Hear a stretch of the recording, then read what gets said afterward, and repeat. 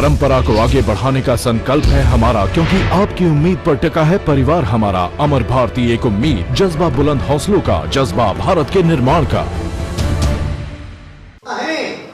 उसे कभी खाने के लाले नहीं पड़ते, अन्यथा सम्मिश्र जाकर के देखो साधु के खाने के लाले पड़ रहे हैं। देने वाले को किराए देने वाले आते हैं साधु संतों में।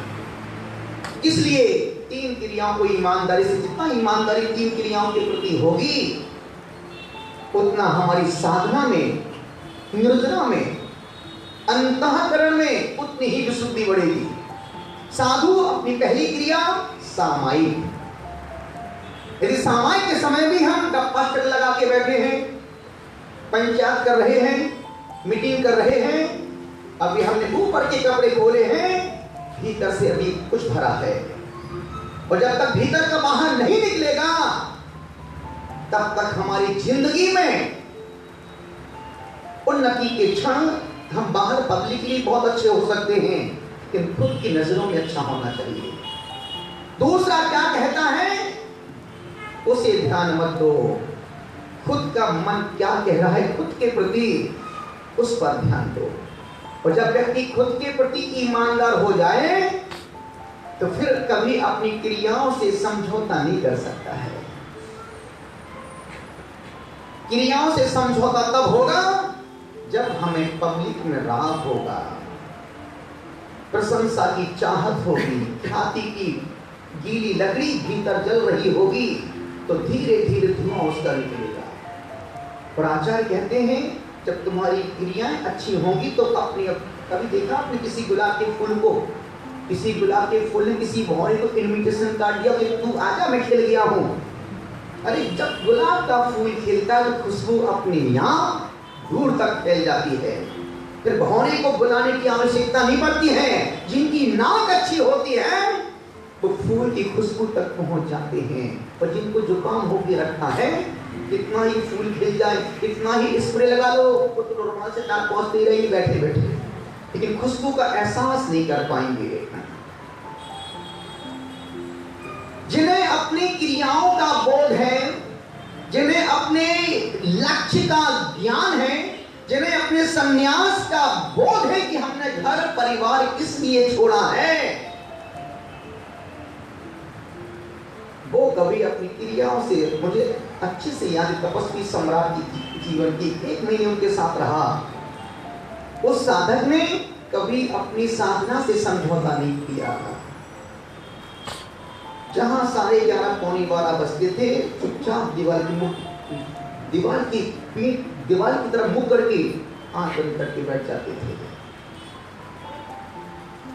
जहां 3 बजता था, दरवाजे खोले, कमंडल लिया, बाहर जाके शुद्धि की मंच पे जाके बैठ जाते थे। 3 से 4:30 उनका नियम था। जितने साधु संग में रहते थे, एक साधु का रोज नंबर आता था कि आज तुम 20 मिनट तुम बोलेगा, आज 20 मिनट तुम बोलेगा। साध्वी जी हो, माता जी हो या फिर मुनिराज हो, सबको मौका बोलने का मिलता था। 2-2 महीने में एक बार किसी का मौका आता था, और फिर लास्ट में आचार्य भगवान अपनी आशीर्वाद देकर के सभा का समापन करते थे। और ठीक 4:45 बजे, भले कितनी पब्लिक हो, कितना ही भीड़ बैठ, कोई बैठा रहे, ये भी परमादि जनता प्रचरा प्रदो साई अस्मात् प्रति, जहां उन्होंने शुरू किया पब्लिक खाली। वो सोचे कि बाहर इतनी दूर से लोग मेरे लिए आए हैं, मैं अपने सब कुछ छोड़कर इनके लिए बैठो। ना बाबा, तुम्हारी गरज होगी तो तुम 10 बार ना कर के आओगे, लेकिन वहां अपनी क्रियाओं से कोई समझौता नहीं कर पाएंगे। हमने देखा कि वो ठीक 6 बजे सूर्य अस्त होते ही मौन हो जाते थे अपने सामयिक साधना को। 7:30 बजे से 8:30 पौने 9 के बीच में एक नींद लेते थे, और 9-10 बजे उठकर शुद्धि करने जाते थे, फिर हाथ पैर धो करके फिर वापस जो बैठे या खड़े, पूरी रात खड़े रहते थे। यहाँ तो हम बैठे बैठे सो लेते हैं, तो खड़े खड़े नहीं सो पाते थे। यहाँ तो माला फेरते फिरते नींद निकाल लेते हैं, वो तो बैठ के भी नहीं सो पाते थे, क्योंकि निद्रा पर जीना, निद्रा पर विजय पाना और निंदा पर विजय पाना बहुत कठिन काम है। निद्रा को जीतना और निंदा को जीतना बहुत कठिन काम है। निद्रा को नहीं जीत पाता है व्यक्ति। जिनको ज्यादा नींद आती है उनको बीमारी है, जिनको बिल्कुल नींद नहीं आती है उनको भी बीमारी है।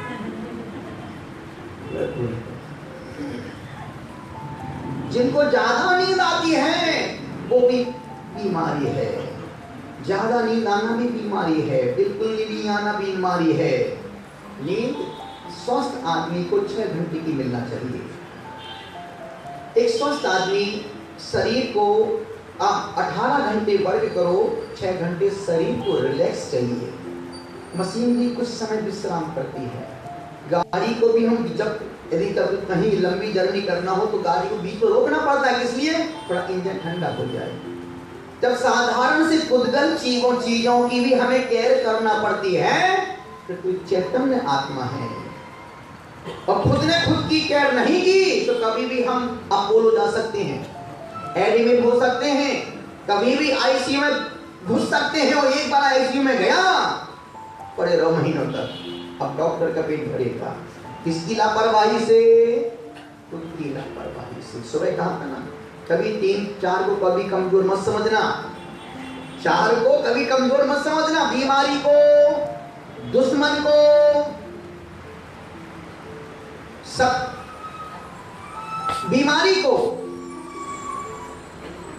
अग्नि को, दुश्मन को और बीवी को कभी कमजोर मत समझना। किसी भी शादी लेकिन जब अपनी उस पर आती है ना तो खूब बड़ी मर्दानी है। तो मैं यहाँ की बात नहीं, मैं तो बाहर की बात कर रहा हूँ। यहाँ तो सभी संतोषी माता हैं, पार्वती देवी हैं। यहाँ कोई बिल्कुल दुर्गा जी नहीं है। दुर्गा जी तो घर में मिलती है। इतना सा निवेदन कर रहा हूँ। उनकी चर्या को, उनकी क्रियाओं को देखा तो मुझे लगा जिंदगी वाकई में यार ऐसा भी साधु जिंदगी जी सकता है। और उसके बावजूद भी बाहर देखो तो भीड़, लंबी भीड़ लगी है गुरुदेव के पास। इसलिए कोई प्रश्न, कोई पैम्फलेट नहीं छपा है, कोई पोस्टर नहीं लगवा रहे। क्यों? क्योंकि जितना आदमी प्रवचन से प्रभावित नहीं होता है, आदमी उससे ज्यादा उनके त्याग और आचरण से प्रभावित होता है। आदमी पब्लिक प्रवचन से प्रभावित हो सकती है लेकिन त्याग और आचरण से व्यक्ति प्रकाशित होता है। उसको बोध मिलता है, ज्ञान मिलता है कि यार जिंदगी तो वाकई में हमारे समाज में ऐसे ऐसे शब्द हैं। आचार्य विद्यासागर महाराज साहब को देखो, कभी चटाई यूज नहीं करते, आज तक कभी चटाई यूज नहीं की उन्होंने, और बिल्कुल बिना चटाई के सोते हैं। 6 रस्में बामुश्किल से, जो बताने मुझे अच्छे से, लेकिन घी नमक, घी नहीं खाते, मिठाई नहीं खाते, परसों 20 और तब भी जिंदा है, तब भी वो जिंदा है। और तो उसके बाद इतना चल लेते हैं। तपस्वी सम्राट का तो सब रस का त्याग था। हम आप कौन सी खेत की मूली हैं? जरा से रात में नहीं खाएं तो डिंडोरा पीटते, आज उन्होंने रात में खाना नहीं खाया, जैसे बहुत बड़ा एहसान कर लिया।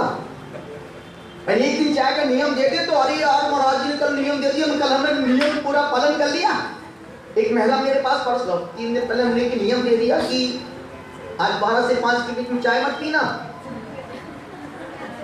दिया था ये जल में नियम दे दिए। नियम कुछ चीजें सुनने में बड़ी सरल लगती है लेकिन देवहाने में दांतों में पसीना छूट जाता है। नियम दे दिया कि तुम 12 से 5 के बीच में चाय मत पीना। एक महिला आई शाम को ठीक 5:45 बजे, हमने क्यों, क्या हुआ? गुरुदेव प्लीज, जब से आप आई मेरे सिर में दर्द हो गया। हमने कहा चला जाओ यहाँ से, बोले जाओ मत, लेकिन अब प्लीज आप नियम मत देना, चाय खाए। आप कोई और कोई नियम दे दो, मेरी भावना पढ़ने का, भक्तमर पढ़ने का, नमोकार की माला भेंट कर ली, चाय का नियम हमने क्यों? गुरुदेव मैं दिन में 20 बार चाय पीती हूँ। पर हमने आज क्या किया? अरे गुरुदेव आपने नियम दे दिया ना 12 से 5 के बीच में चाय नहीं पीना। हमने क्या किया? 12 बजे 10 मिनट की देरी थी, 1 गिलास चाय पी ली, मेरे उसमें 5 बज गए। निवेदन कर रहा हूं, उन तपस्वियों को देखो जिन्होंने कुछ नहीं खाया और जिंदगी भर मुस्कुराते रहे, साधना की पराकाष्ठा तक पहुंच गए। और हमसे जैन के बीच में बोलना पड़ता, भैया तू रात में मत खा, गुटखा मत खा, शराब मत पियो, व्यसन मत करो। यदि जैन के बीच में हमको ये सब बातें बोलना पड़े तो चुल्लू भर पानी में जिसने का डूब के मत मरो, मुंह धो करके बाहर चले जाओ, क्योंकि डूब के मरने के चुल्लू भर पानी की आवश्यकता नहीं है। और हमें जेल लिखने का भी अधिकार, और बड़े दुख के साथ कहना पड़ता है जब हम साधु संत जैनियों के बीच में बैठते हैं, भैया रात में मत खाओ, गुटखा मत खाओ, ये मत खाओ। ये कोई बोलने की चीजें हैं क्या? ये तो जैन कुल में पैदा होने वाला व्यक्ति विवेकवान होता है, जैन कुल में पैदा होने वाला व्यक्ति पुण्यवान होता है, जैन कुल में पैदा होने वाला व्यक्ति भाग नसीबदार होता है। लेकिन हम अपने नसीब को अपनी हरकतों से उस पर 100 किलो का पत्थर रख लेते हैं। यदि कोई बीज के अंदर वृक्ष बनने की शक्ति मौजूद है और बीज को तुम शीशी में ढक्कन बंद करके रख दो तो 20-100 जन्म तक भी वृक्ष नहीं बन पाएगा। हमने भी अपनी उस अनंत संभावनाओं के बीज को छोटी सी कामना वासनाओं के कारण से दबा के रख दिया है। और आचार्य कहते हैं ग्रंथ का स्वाध्याय उनको सुनाना जिनका आजीवन रात्रि भोजन का त्याग हो।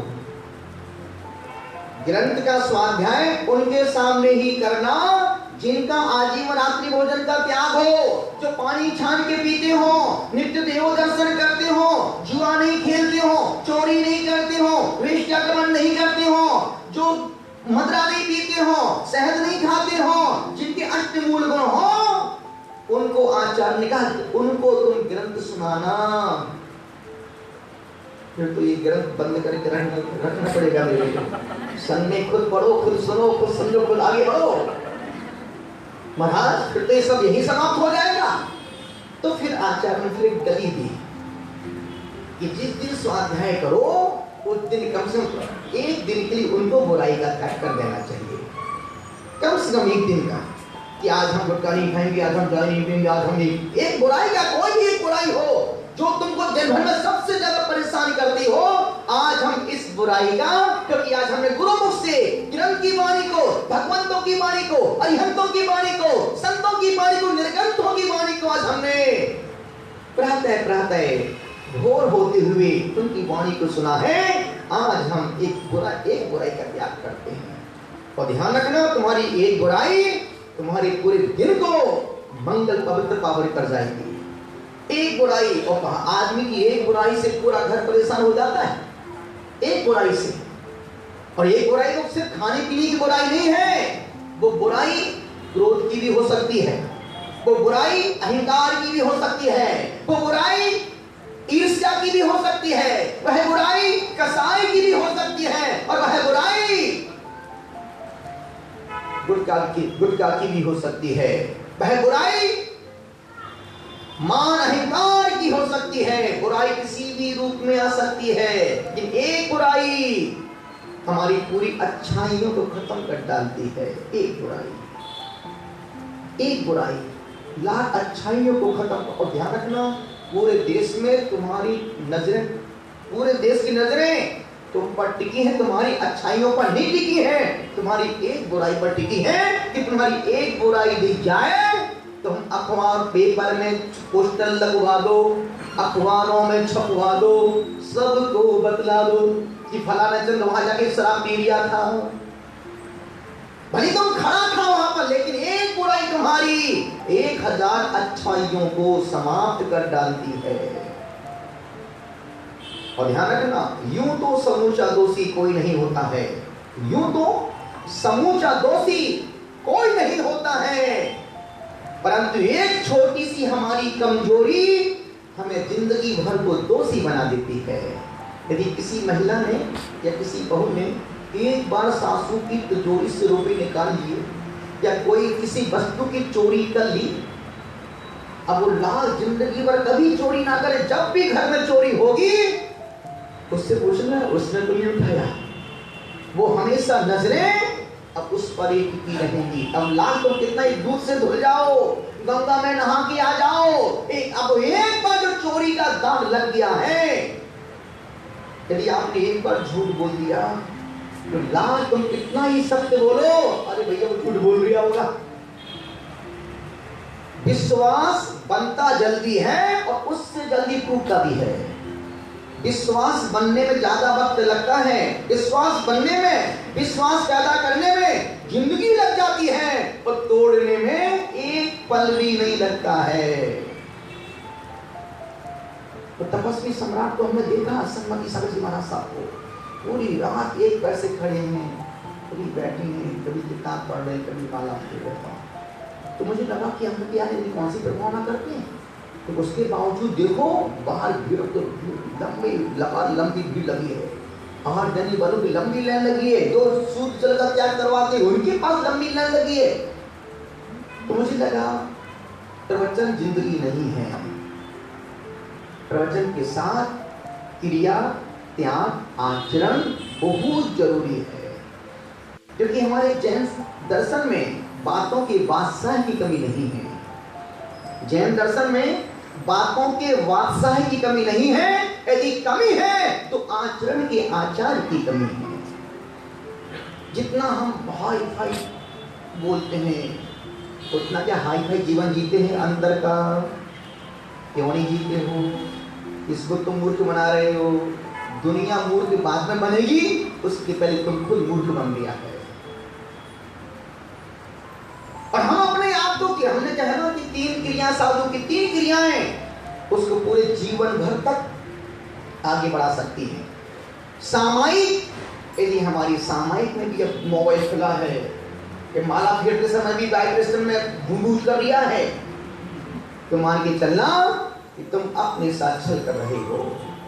जो क्रिया हम, जिस क्रियाओं से हम पूज रहे हैं, जिन क्रियाओं से लोग हमारे हाथ जोड़ रहे हैं, जिन क्रियाओं को देख करके लोग हमारे पास पूजा कर रहे हैं, यदि वही क्रिया हम ईमानदारी से नहीं कर पा रहे हैं तो हम तुम्हारा खातिर पाप कमा रहे हैं।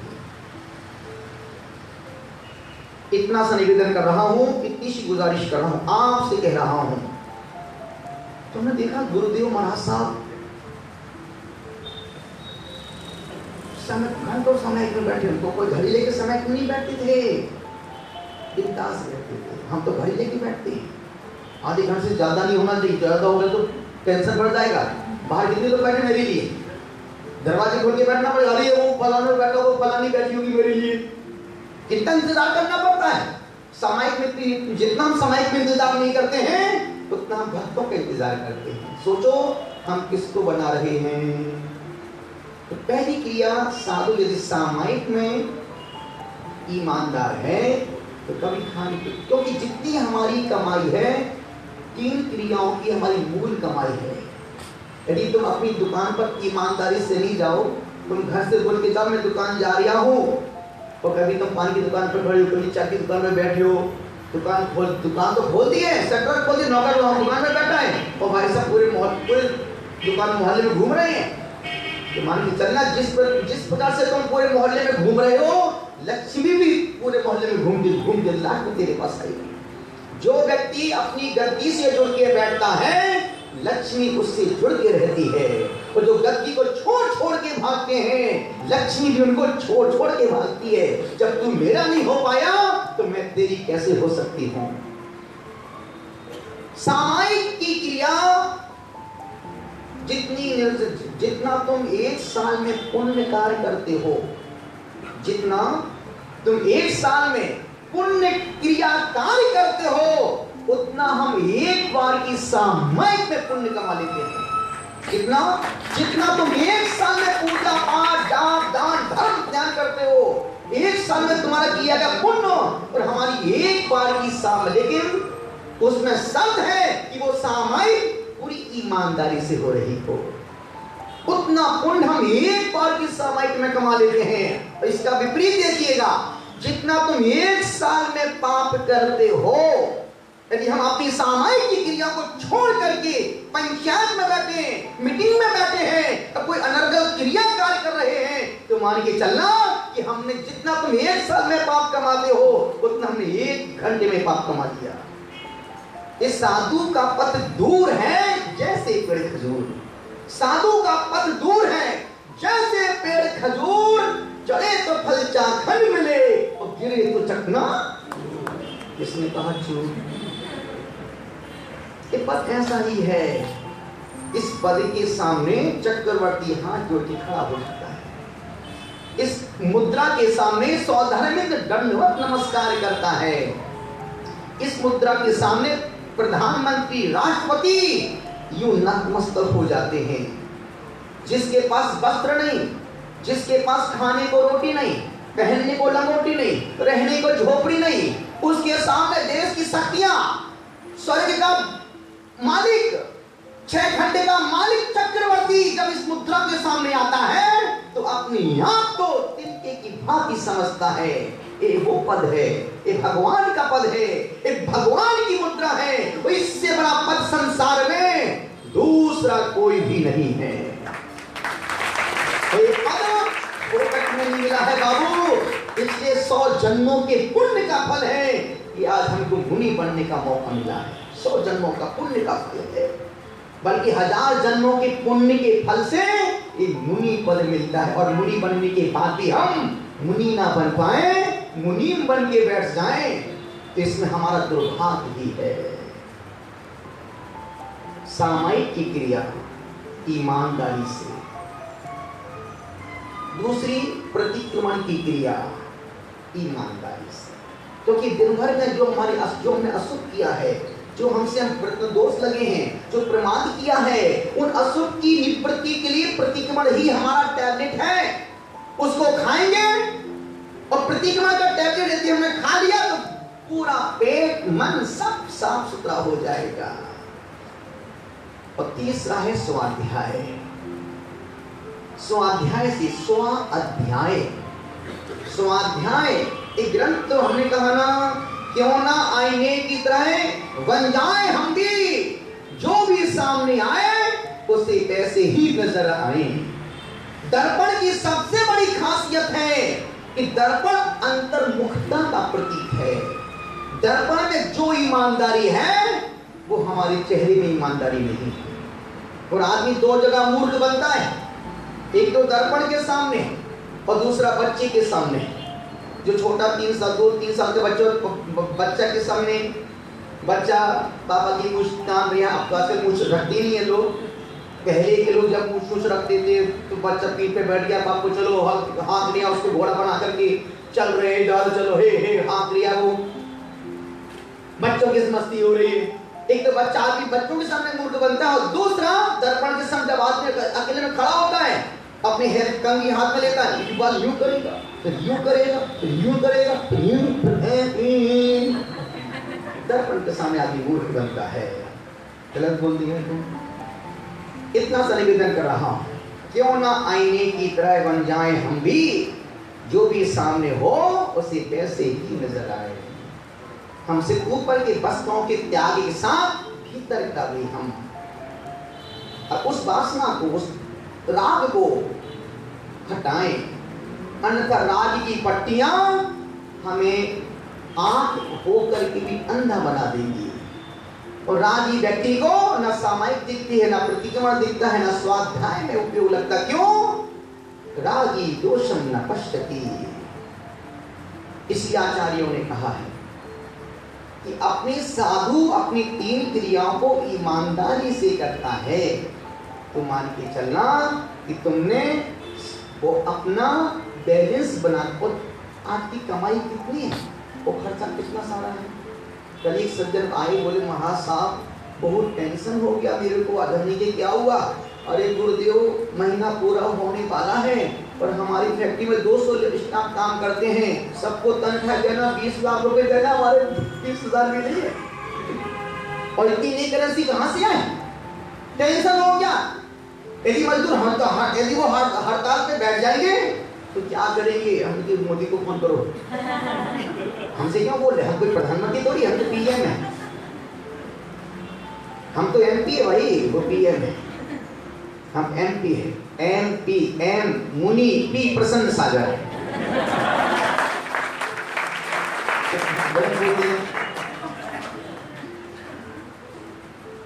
कितना सा निवेदन कर रहा हूं, तो एक उलझन टेंशन है। इतना सा हमारी आय है सामायिक, प्रतिक्रमण और स्वाध्याय। यदि हमने इन जरियों को ही बंद कर दिए तो निश्चित मान के चलना कि हम जो आज खा रहे हैं पिछले जन्मों की पुण्य की कमाई खा रहे हैं, और तुम्हारे पास जो आज दिख रहा है वो आज के पुण्य का फल नहीं है। गलतफहमी में मत रहना। यदि तुमको अच्छी बीवी मिली है तो आज के पुण्य से नहीं मिली है, पिछले जन्मों के पुण्य के फल से मिली है। यदि तुम्हारा अच्छा सुंदर सा मकान है तो आज का पुण्य का फल नहीं है, पिछले जन्मों में तुमने कभी किसी साधु संतों को, सन्यासियों को, भगवान को रहने का कोई आवास बनवाया होगा, तो आज तुम्हारा सुंदर सा भवन, आलीशान भवन बना रखा है कि भगवान को हमने बन रहने को स्थान दिया था और आज हमको महल रहने को मिल रहा है। यदि तुम्हारी थाली में बहुत 56 पकवान आ रहे, 3 प्रकार की सब्जी, 4 प्रकार की रोटी, 2 प्रकार की, 3 प्रकार की मीठा, 4 प्रकार का नमकीन, 3 प्रकार का जूस, यदि भोजन में खाने को मिल रहा है, इसका मतलब है कि तुमने पिछले जन्म में भगवान की, देवसास गुरु की अष्टद्रव्य से पूजा की थी, तो उसका फल आज 56 पकवान खाने को मिल रहे हैं। ये सब पुण्य पिछले जन्मों, आज के पुण्य का फल नहीं है। आज तो आदमी मंदिर पूजा भी जाता तो रोती रोती पूजा करके आता है, उसमें 3 बार घड़ी देखता अभी और शुरुआत जितने आनंद से का आदमी पूजन की करता है उतना आनंद से उसका समापन नहीं हो पाता है। कितने आनंद से शुरू होते, ओम जय जय जय, नमो हरिहंतालम, नमो सीतालम, नमो वायुलम, नमो वज्रम, नमो लोहे सविशालम, पूरे आनंद से गा रही है। और लास्ट में विसर्जन पर बाप रे बाप, एक लाइन एक समय पूरी साथ, और शांति पाठ इतना शांति में होता है कि पूछो ही मत। और फिर जब हम कपड़े चेंज करेंगे बाहर धोती वहां बाहर मंदिर के, जैसे अब जेल से कोई बाहर निकल गया हो, कह दी 4 घंटे तक मंदिर में बैठ, जैसे किसी ने तुमको 4 घंटे मंदिर में बंद कर दिया हो, ऐसी पूजा पाठ तो हो रही है। और फिर भी कहते सोए कारण पूजन में कहते ना, जय जय नाथ परम गुरु हो, लड़का मांगो लड़की हो परम गुरु हो। बात समझने की कर रहा हूं, बात विवेक की कर रहा हूं कि क्यों ना आईने की तरह बन जाए हम भी, जो भी सामने हो उसे वैसे ही नजर आए।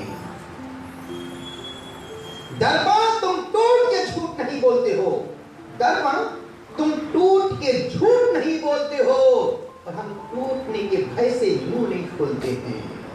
हम सब समझते हैं कि कौन माथा लगाए, कौन फालतू दिन का मन खराब करे, दिन खराब करे।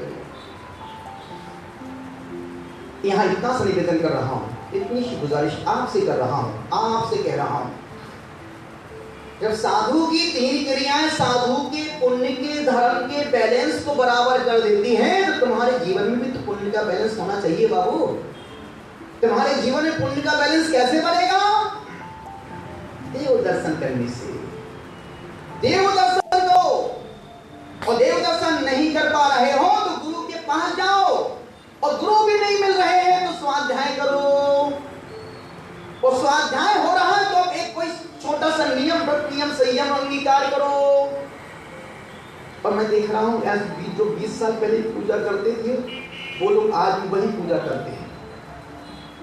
जो 20 साल पहले तो मंदिर जाते थे, पूजा करते थे, अभिषेक करते थे, वही सब आज भी हो रहा है। तुमसे तुम्हारा बच्चा बहुत अच्छा है बाबू, कि बच्चा हर साल 1 क्लास आगे बढ़ जाता है। तुम तो बाप हो कि 20 साल से 1 क्लास में फेल हो रहे हो। तुम धर्म की क्लास में 20 साल से फेल हो रहे हो। वही जब हाथ में चावल, वही मंदिर जाना, फिर तुम ढोक लगाना, वापस निकल जाना। 20 साल से तुम वही कर रहे हो।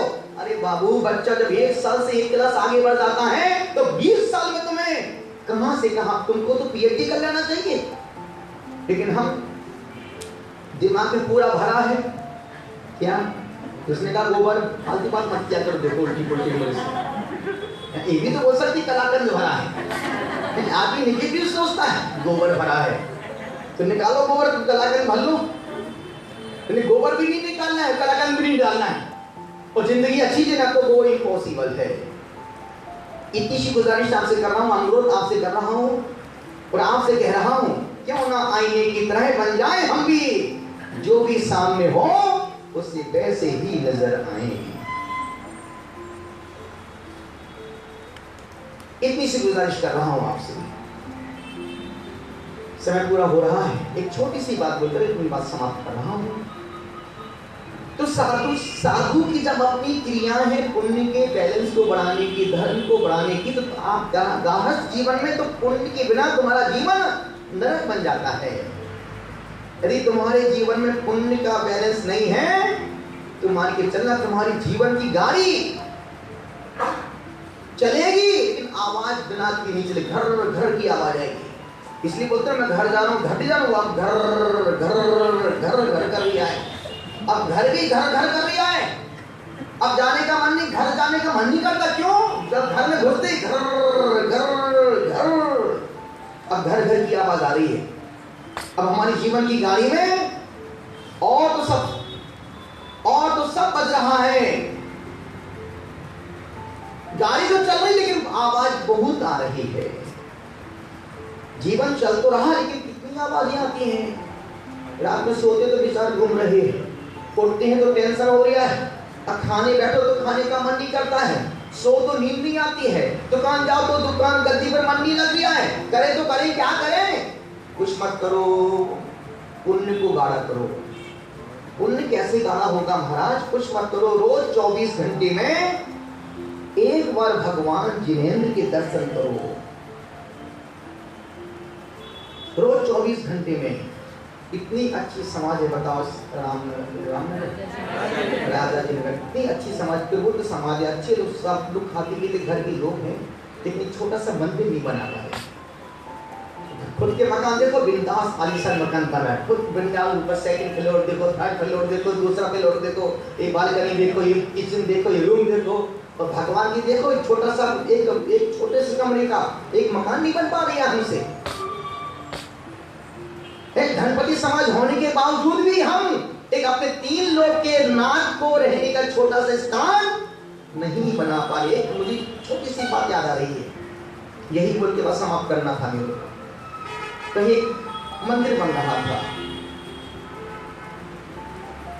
20 साल से मंदिर बन रहा है, काम चल रहा था, हजारों मिस्त्री काम कर रहे हैं, वहां पर मजदूर काम कर रहे हैं। वहां से एक व्यक्ति गुजर रहा तो उसने एक मजदूर को बोला, धरा भाई क्या कर रहा है? देखता नहीं, अंधे हो, पत्थर तोड़ रहा हूं। बच्चे 4 बच्चे हैं, बीवी है, उनका पेट कौन भरेगा? अच्छा भाई सॉरी, प्लीज सॉरी, तू अपना पत्थर तोड़ आ जा। दूसरे मजदूर के पास गया, भाई क्या कर रहे हो? बाबूजी ये शादी की है, नई बीवी मिली है, माँ बाप हैं, उनका पेट भी भरना है और अपनी रोजी रोटी भी मिल जाएगी और भगवान का मंदिर बनना है। मैं काम कर रहा हूँ, पैसे भी मिल जाते हैं और थोड़ा भगवान का काम की सेवा भी हो जाती है। अच्छा। तीसरे मजदूर धरा, भाई क्या कर रहे हो?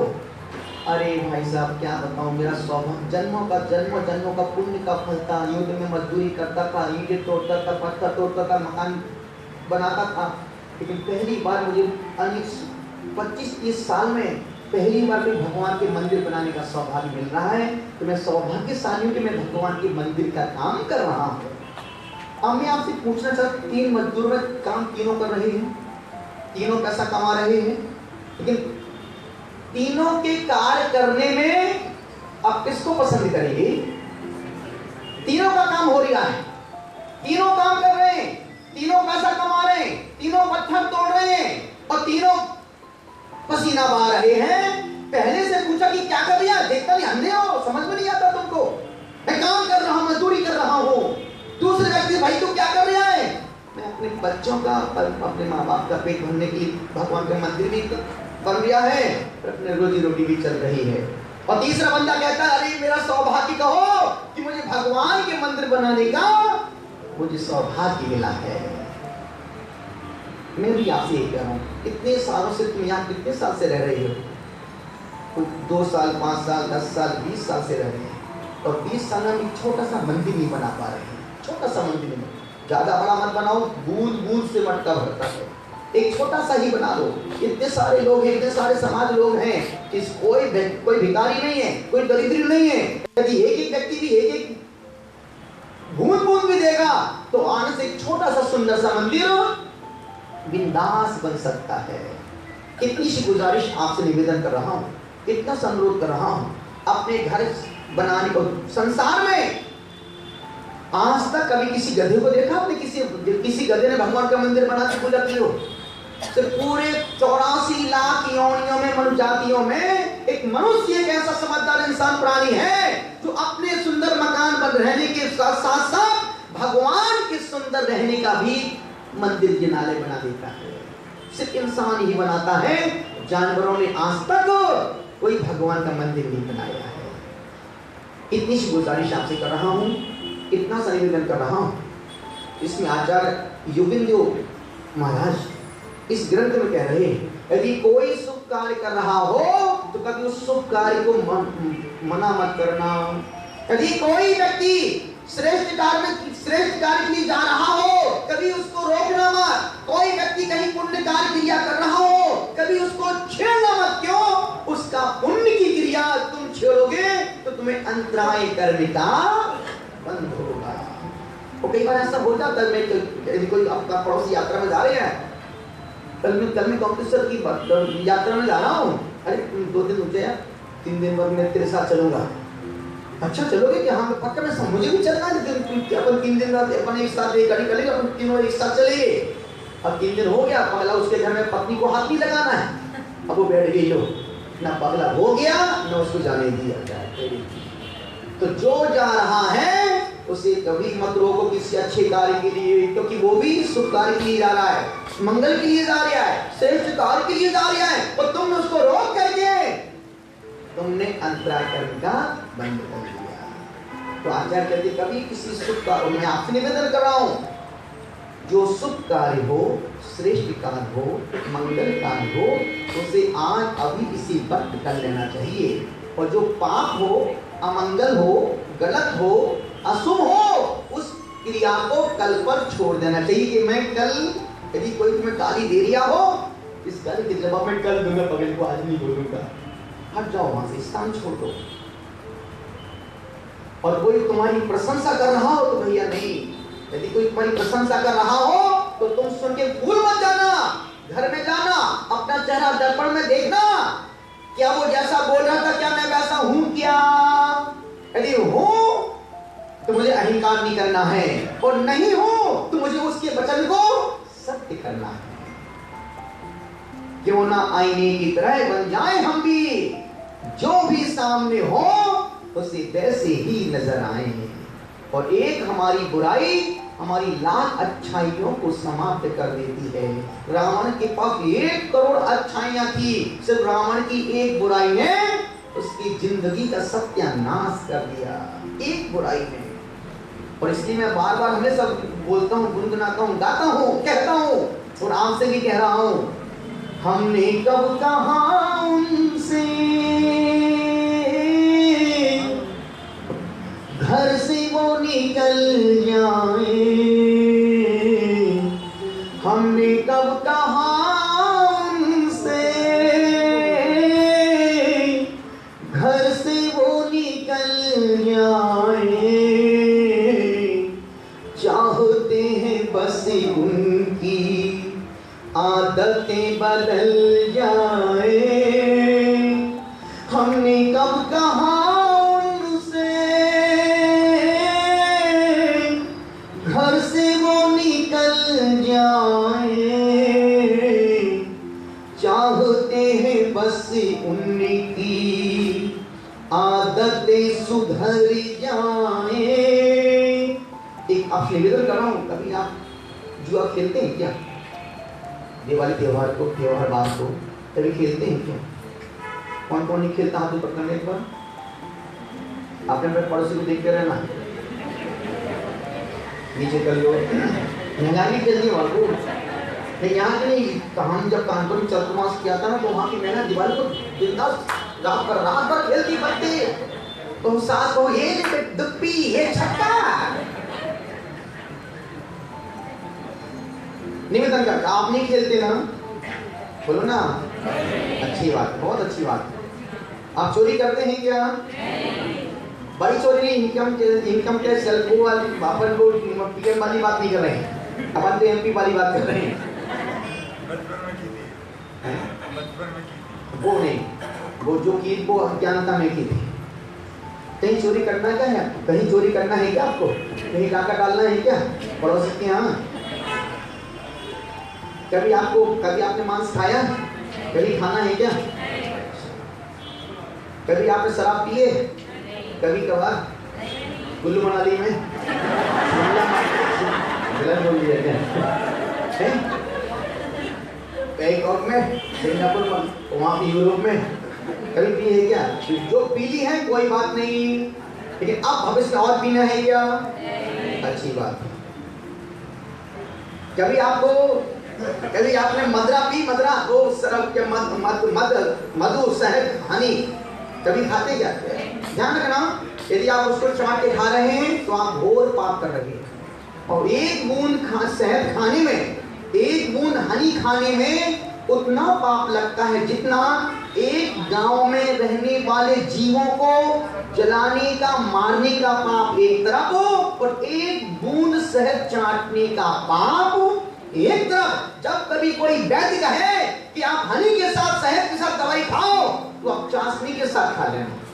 उसका तोड़ है, चाशनी के साथ आप खा सकते हो, और हनी के साथ खाते हो तो आपने धर्म की हत्या करके अपनी प्राण बचाए हैं, तो अब तुम बचने वाले इसने कहा नहीं है, खाने के बाद नहीं है। निवेदन कर रहा हूं, तो आप जुआ नहीं खेलते, चोरी नहीं करते, मांस नहीं खाते, मदराजी नहीं करते।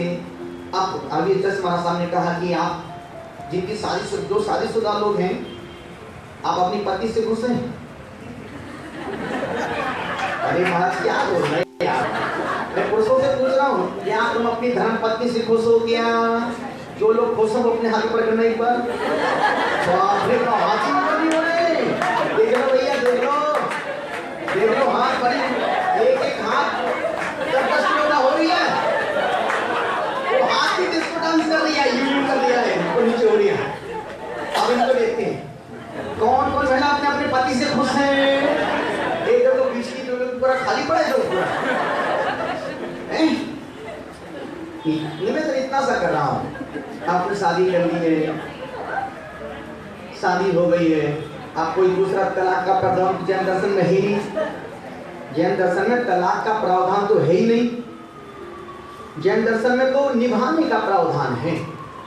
जो लड़की घर आती है, राजस्थान में मालवी कहावत आती है कि खड़ी खड़ी आई हूँ, आड़ी होके जाऊंगी, चलते चलते आई हूँ, जब भी इस घर से जाऊंगी तो लेट के ही जाऊंगी, लेकिन वापस लौट के जाने वाली। और बहुत से लोग ऐसे जिनकी शादी को 3 साल, 5 साल, 10 साल, 15 साल, 20 साल, 25 साल, 30 साल भी हो गए हैं। अब क्या इच्छा रहेगी? अब तो शरीर में शीतल हो रही है। कब तक कैप्सूल खाओगे? और कब तक तुम अपनी इंद्रियों को, मन को उत्तेजित करोगे? निवेदन कर ये नहीं कहते तुम आजीवन ब्रह्मचर्य मत ले लो, बिल्कुल मत लेना, और मैं बोलूंगा तब भी तुम लेने वाले भी नहीं हो। और हम उतना ही बोलते हैं जितना तुम कर सकते हो। तो हम अपनी पत्नी के अलावा किसी अन्य स्त्री, माता, बहन से अनैतिक शारीरिक संबंध नहीं रखेंगे, इतना तो कर ही सकते हैं, ठीक है ना? तो आप जुआ नहीं खेलते, चोरी भी नहीं करते, मांस भी नहीं खाते, और परिस्थिति गमन भी नहीं करते, शहद भी नहीं खाते। अब शिकार खेलने का भी आपको शिकार कई बार गेम खेलते ना आप, उसमें गेम में मारा मूरी होती है, जानवर भाग गया है, वो भी शिकार का, उसमें शिकार पाप, दोष उसमें शिकार का पाप लगता है। बहुत से छोटे गेम होते हैं, उसमें कीड़े मर रहे हैं, फायरिंग कर रहे हैं, तो इस मतलब ये सूक्ष्म पाप हो गया जी। वो मैंने क्या बोला, यदि गेम में भी हम वो शिकार वाले, मारा मूरी वाले कोई गेम खेलना है, तो उसमें भी हम भाव हिंसा का पूरा पाप कमा रहे हैं। जब सोचो आप, जब मीठे शक्कर के वो बनते ना, घोड़ा घोड़ी, गुड्डा गुड़िया, मैं अपनी बोल रहा, जब हम छोटे थे, हमने घोड़े का मुंह खा लिया, हमने उसकी टांग खा ली, उसकी अब पूंछ खा रहे हैं, तो हमने भाव हिंसा, भाव पाप तो कमा ही लिया ना। तो आचार्य कहते हैं यदि हम उस प्रकार का गेम भी खेल रहे हैं, तो हमने भाव हिंसा का पाप कमा लिया। अब एक निवेदन और करना, आपने कभी आपने बड़ खाया? बड़, जो बड़ का फल आता है, बड़ जो बड़ का पेड़ होता है ना, उसका फल आता है। कभी आपने बड़ का फल खाया? नहीं खाया ना।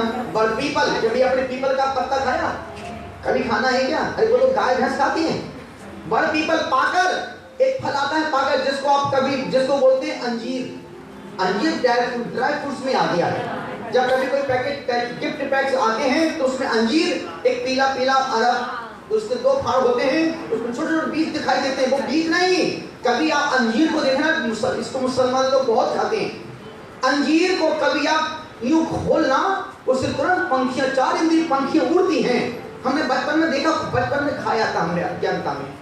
जब मामा के गांव गया था तो मामा क्या बोले, बेटा रसगुल्ला है, गांव का देसी गांव का रसगुल्ला है। हमने तोड़ा ना, उन्होंने तोड़ के दिया, बोले इसको तोड़ के मत खा, सीधा खा लो। एक तो खा लिया, बोले जब दूसरा तोड़ के दिया उस पंखी फुर्र उड़ गई। और यहाँ इसमें कीड़े पड़े हैं, बोले नहीं बेटा यही मीठा लगता है। तो अज्ञानता में खाया था, लेकिन हम उसके बाद फिर संन्यास, उसकी प्रायश्चित में दीक्षा ले ली, उसका प्रायश्चित दीक्षा लेके पूरा कर रही हूं। अब तुम सोचो तुमको क्या करना पड़ेगा। तो अंजीर यदि हम नहीं खाते तो हम मरने वाले नहीं हैं। बड़ पीपल, पाकर, उमर, एक फल आता है उमर, जो जंगली फल है लेकिन मार्केट में नहीं आता है, उमर। और कठूमर, कठूमर मतलब इसके दो साउथ में उसको बोलते हैं कटहल, बड़ा फल जो उसमें लगता है, जयफ्रूट बोलते हैं। और हमारे एमपी में काशी फल को बड़ा फल मानते हैं। यहाँ पर काशी फल अवक्ष है और हमारे एमपी उत्तर भारत में यहाँ पर कटहल अवक्ष है। तो निवेदन, यदि हम एक दो फल नहीं खाएंगे तो हम मरने वाले नहीं हैं। तो निवेदन, आप ध्यान से सुनिएगा मैं क्या कहना चाहता हूँ। आप बड़ नहीं खाते हैं, पीपल नहीं खाते हैं, बड़ पीपल पाकर एक वो भी नहीं खाते हैं, उमर कठूमर ये भी नहीं खाते हैं। और आप 7 बुराइयां, जुआ नहीं खेलते हैं, चोरी नहीं करते हैं, मांस नहीं खाते हैं, मद का सेवन नहीं करते हैं, वेश्यागमन पर स्त्री पर नजरें चली जाए लेकिन जाते नहीं हैं, अनैतिक क्रियाकार नहीं करते हैं और शिकार भी नहीं खेलते हैं। अब आप, मैं निवेदन करना चाहता हूं, अभी तक यदि आपने 5, 7, 5, 12 नियम यदि आपने कभी नहीं किए हैं और कभी कर लिए हो तो आज तो सब माफ हो जाएंगे। भविष्य में हम अब एक पुनः गलतियां नहीं करेंगे। कौन कौन व्यक्ति जन होना चाहता है? अपना हाथ ऊपर करो। जानबूझ कर नहीं करेंगे, अनजाने में कुछ हो रही है तो कोई बात, लेकिन जानबूझ करके हम, वो जिसका हाथ ऊपर नहीं उसका धक्का मार के हाथ ऊपर करो कि पकड़ा तो जैनी की सद्दाम हुसैन है। सभी महिला पुरुष सब एक हाथ ऊपर करो, बोलो हे स्वामी, हे गुरुदेव, आज हम बड़ पीपल, पाकर, उमर, कठूमर, जुआ, चोरी, मांस, मद, वेश्या, गमन, शिकार, इन बुराइयों का त्याग करते हैं। हे गुरुदेव, जो हमने अज्ञानता में किया है उसका हम क्षमा याचना करते हैं, क्षमा याचना मांगते हैं। 9 बार नमोकार मंत्र। तो कितने ही जैन हैं अपने कर्नाटक में।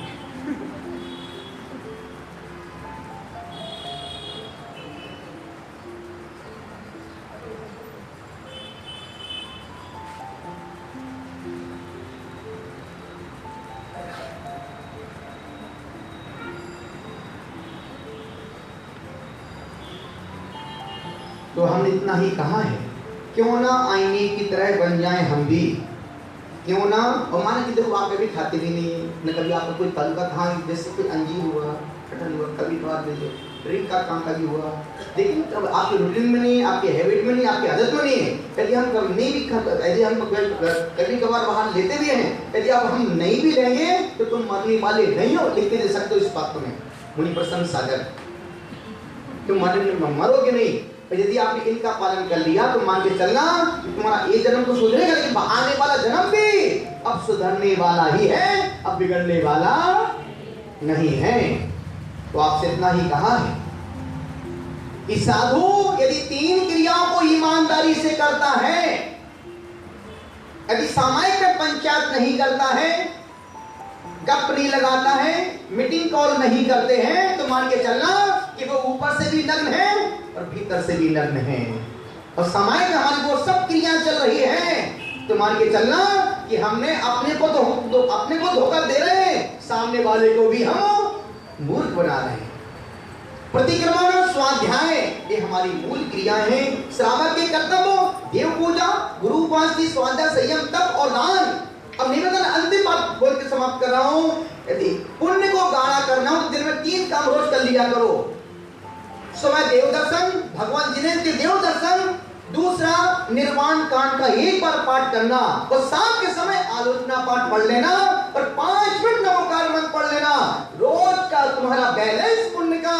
अब कभी तुम्हारा पुण्य पतला नहीं हो सकता है, क्योंकि आज की तारीख में हमारी आय 1 रुपए की है, कमाई 1 रुपया की है, खर्चा 1.5 रुपया का हो गया है। पुण्य भी ऐसा ही है, पुण्य आता छोटे छेद से है, वो जाता बड़े द्वार से है। तो निवेदन कर रहा हूं, यदि आप हम 2-3 क्रियाओं को करते हैं, बाकी शेष बातें में गुरु भक्ति के समय, सत्संग के समय, शाम के समय अपन यही आपसे मुखातिब होंगे, आपसे चर्चा करेंगे, आपसे बहुत सारी बातें करेंगे। समय पूरा हो रहा है, 1 घंटे 2 मिनट। दोनों हाथ जोड़े बोले, जिनवाणी के ज्ञान से सूझे लोकान हो, सोमारे मस्तक नमो सदा दे ढूंढो, हे जिनवाणी भारती तोय जपो दिन है, जो तेरा शरणा कहे सो पावे सुख जय। 9 बार नमोकार।